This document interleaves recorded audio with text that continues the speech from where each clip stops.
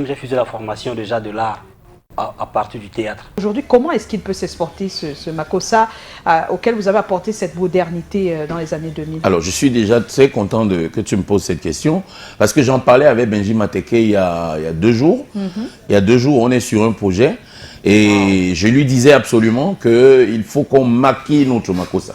Alors, quand je dis qu'il faut le maquiller, il faut absolument trouver un beatmaker avec nos mélodies, nos Makossa et tout ça, mais qui va nous rajouter une petite touche.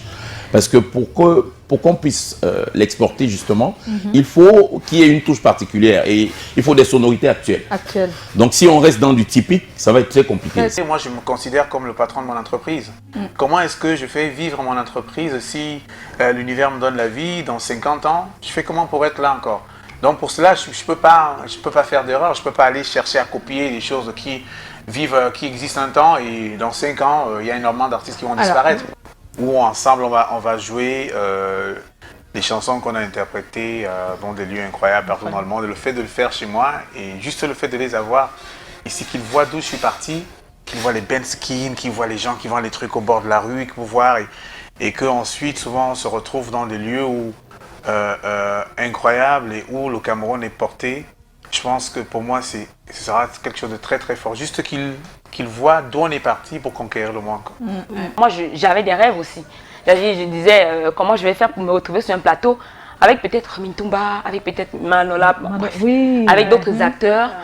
Mais la série Échec et Mat m'a permis de travailler avec plusieurs acteurs que j'apprécie en secret. On vous promet beaucoup de sourires. Et avant ça, Emilienne, elle était comment? Elle faisait quoi?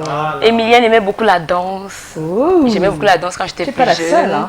Et j'écrivais des petits scénarios sans savoir ce que c'était. Et j'écrivais juste. J'avais toujours l'impression d'être deux. Moi, j'avais eu la chance d'aller au Sénégal avec Kofi Olomide, Aïcha Koné. Votre période a aussi eu son temps, justement. C'est après vous que c'était un peu... Et j'ai vu comment les portes n'étaient pas du tout ouvertes aux étrangers là-bas. C'est vrai. Parce que nous sommes allés à leur télé nationale. Kofi m'a dit dans la voiture, tu verras, on va dire qu'il n'y a pas de place pour nous. C'est Youssou N'Dour seul qui va parler. Et quand on est venu, c'est ce qui s'est passé. Oui. Pourtant, on était tous invités par la première dame de l'époque, Madame Viviane Wade. Bonsoir. Bon, pour être sincère, ma mère elle m'a jamais imposé un rythme de vie. Sergio Polo a la chance d'être passé par les cabarets. Il a été formé. Donc, la formation que j'ai reçue m'empêche de m'endormir.